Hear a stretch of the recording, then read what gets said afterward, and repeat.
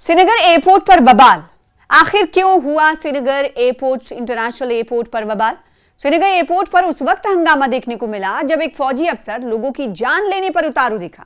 यह लफ्ज अक्सर बेशतर फौजी अफसरान के लिए आप नहीं सुनते होंगे, लेकिन आप इस लफ्ज के इस्तेमाल से अंदाजा लगा सकते हैं कि आखिर इस लफ्ज का इस्तेमाल क्यों किया जा रहा है। क्योंकि एक फौजी अफसर, वो फौजी अफसर जिन पर लोगों और मुल्क की जिम्मेदारी होती है, वही फौजी अफसर जो नामसाद हालात में लोगों का सहारा बनते हैं। लेकिन ये फौजी अफसर श्रीनगर एयरपोर्ट पर हंगामे के सबब बने हैं। हंगामा ही नहीं, एयरपोर्ट पर इन्होंने एक नहीं बल्कि कई ग्राउंड स्टाफ पर हमला कर दिया, और ये हमला इतना शदीद था कि ग्राउंड स्टाफ बुरी तरह से जख्मी भी हो गए।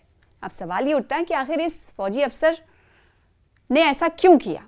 इस वीडियो के जरिए बताएंगे आपको पूरी कहानी।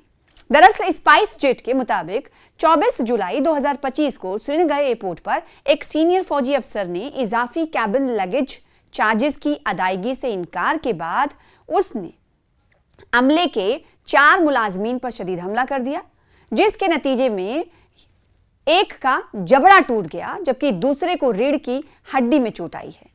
स्पाइस जेट के तर्जुमान ने बताया है कि मस्कूरा फौजी अफसर दिल्ली जाने वाली जो परवाज थी, फ्लाइट थी, वो SG386 थी, जिसमें 16 किलो वजनी 2 बैग ले जा रहे थे, जो कि मुकर्ररा 7 किलो की हद से कहीं ज्यादा थी।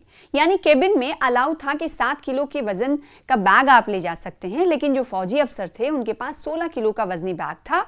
लिहाजा उन्हें एयरपोर्ट स्टाफ की तरफ से मना किया गया, और इस मनाही के बाद वो हुदूद तोड़ते हुए आगे गए। जब अमले ने इजाफी वजन पर फीस अदा करने को कहा तो अफसर ने इनकार करते हुए जबरदस्ती बोर्डिंग गेट से एरो ब्रिज में दाखिल हुआ और दाखिल होने की कोशिश करते हुए नजर आए, जो सिक्योरिटी प्रोटोकॉल की संगीन खिलाफ वर्जी थी।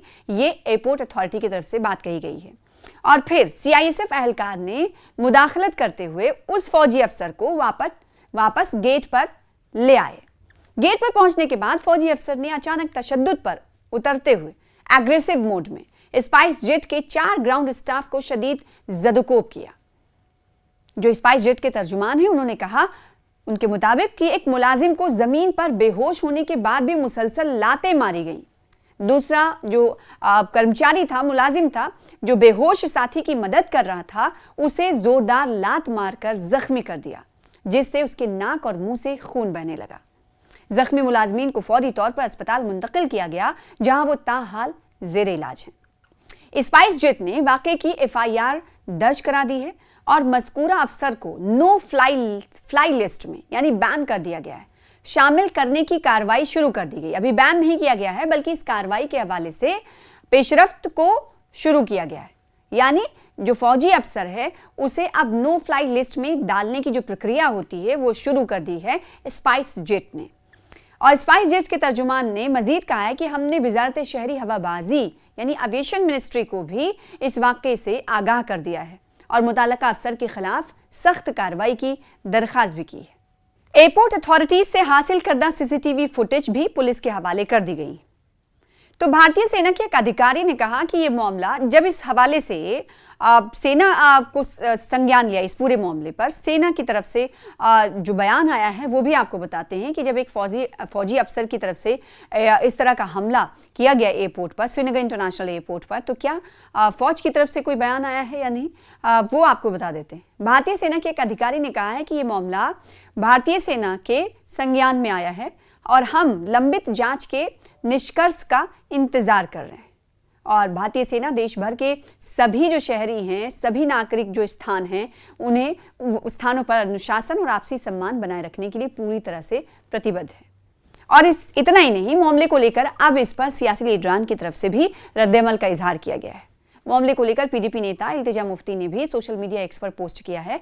उन्होंने कहा है कि इस आर्मी अफसर की हिम्मत कैसे हुई कि उसने श्रीनगर एयरपोर्ट पर किसी कश्मीरी कर्मचारियों पर सिर्फ इसलिए जानलेवा हमला किया क्योंकि उसने ज्यादा केबिन सामान ले जाने से, ज्यादा वजनी केबिन में सामान ले जाने से मना कर दिया था।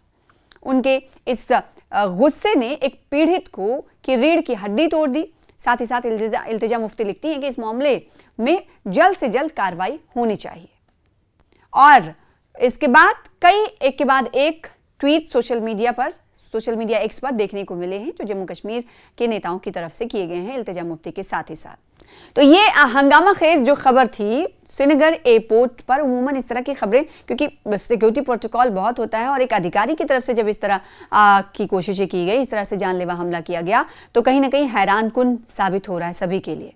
और फिर सवाल उठता है कि आखिर ये अधिकारी कौन था, जम्मू कश्मीर में वो क्या करने गए थे, जम्मू कश्मीर से कहाँ जा रहे थे। हालांकि ये फ्लाइट आपको बताएं कि स्पाइस जेट की श्रीनगर से दिल्ली जा रही थी और इसी फ्लाइट में सवार होने के लिए अधिकारी, ये फौजी अफसर श्रीनगर एयरपोर्ट पर मौजूद थे और उसी दौरान ये वाकया हुआ, ये घटना घटित हुई।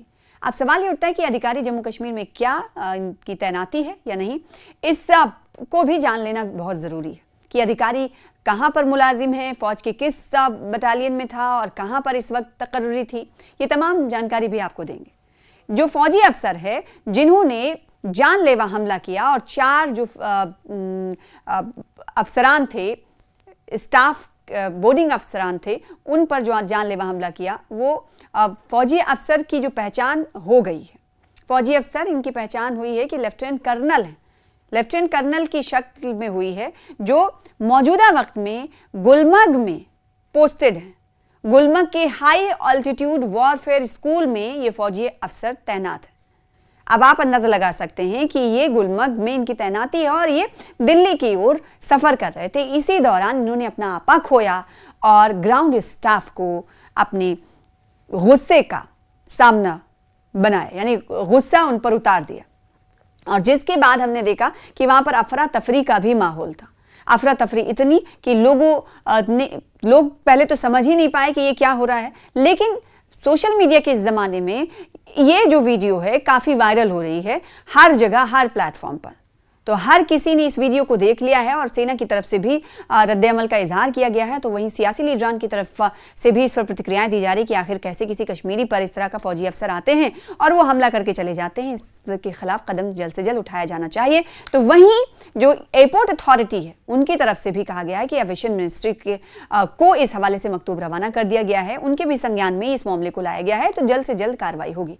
अब देखना होगा कि इस फौजी अफसर के खिलाफ कब कार्रवाई होती है, क्योंकि एफआईआर भी मकामी पुलिस स्टेशन में दर्ज करा दी गई है।